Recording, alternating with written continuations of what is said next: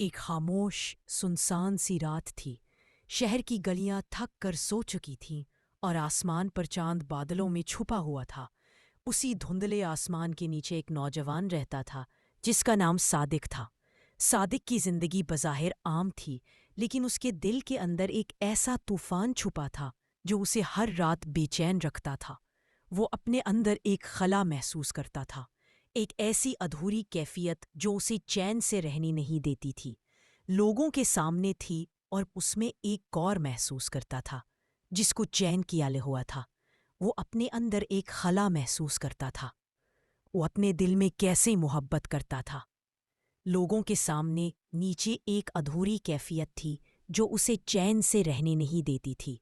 جب بھی ان کے سامنے پوری طرح تھوک پھونچا جاتا تھا، ایک کمل کی پوا خالی نہیں جلتی تھی، اور پوری طرح بات ایک دل میں جھکتی ہوئی تھی جس کی آنکھیں سب سے زیادہ تک کرنے لگی۔ وہ ہنستا مسکراتا رہتا، مگر اکیلا ہوتا تو اس کا دل کسی ٹوٹے برتن کی طرح بکھرا ہوا محسوس ہوتا۔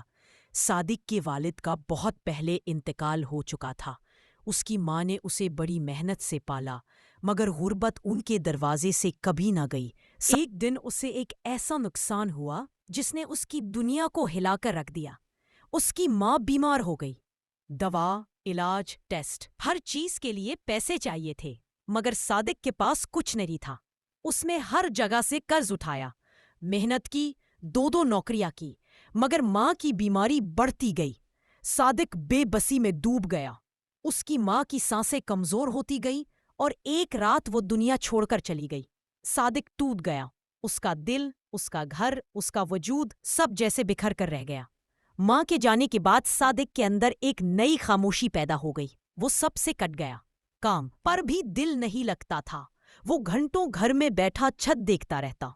اسے لگتا جیسے دنیا رک گئی ہو۔ اس کی ماں ہی اس کی زندگی کی واحد وجہ، واحد محبت تھی۔ اب کچھ بھی معنی نہیں رکھتا تھا۔ وہ لوگوں سے چھپنے لگا۔ چند ہی مہینوں میں وہ ایک ایسا انسان بن گیا جسے خود اپنی آواز بھی اجنبی لگتی تھی۔ ایک رات وہ اپنے گھر کی چھت پر بیٹھا ہوا تھا۔ آسمان بالکل خاموش تھا۔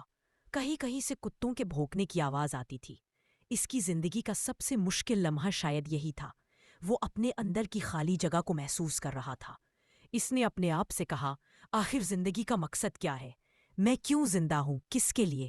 اسی لمحے دور کہیں سے اذان فجر کی آواز گونجی۔ اس آواز کے ساتھ اسے اپنی ماں کی آواز یاد آئی جو صبح اٹھ کر اسے نماز کے لیے بلاتی تھی۔ صادق کی آنکھوں میں آنسو بھر آئے۔ اس نے برسوں بعد پہلی بار دل میں ایک روشنی محسوس کی۔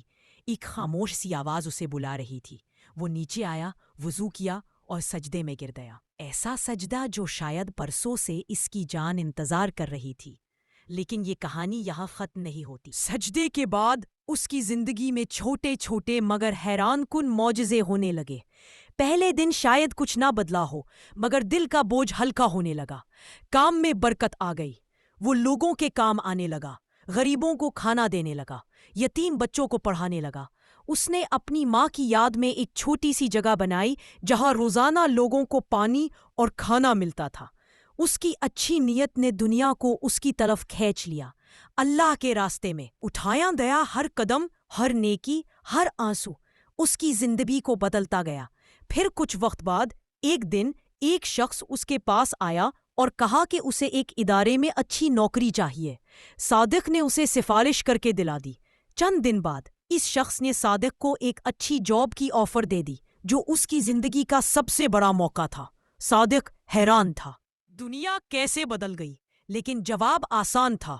جب انسان اللہ کے لیے بدلتا ہے، دنیا خود بخود بدل جاتی ہے۔ وہ دن، وہ رات، وہ سجدہ اس کی تقدیر کا موڑ تھا۔ وقت گزرتا گیا۔ صادق کی زندگی میں سکون، محبت اور رحمت آتی گئی۔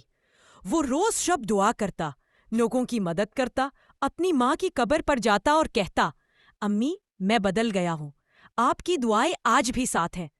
اس کی زندگی کا سورج غروب ہوتے وقت اس کی آنکھوں میں کوئی پچھتاوا نہ تھا، بس شکر تھا، سکون تھا اور محبت تھی۔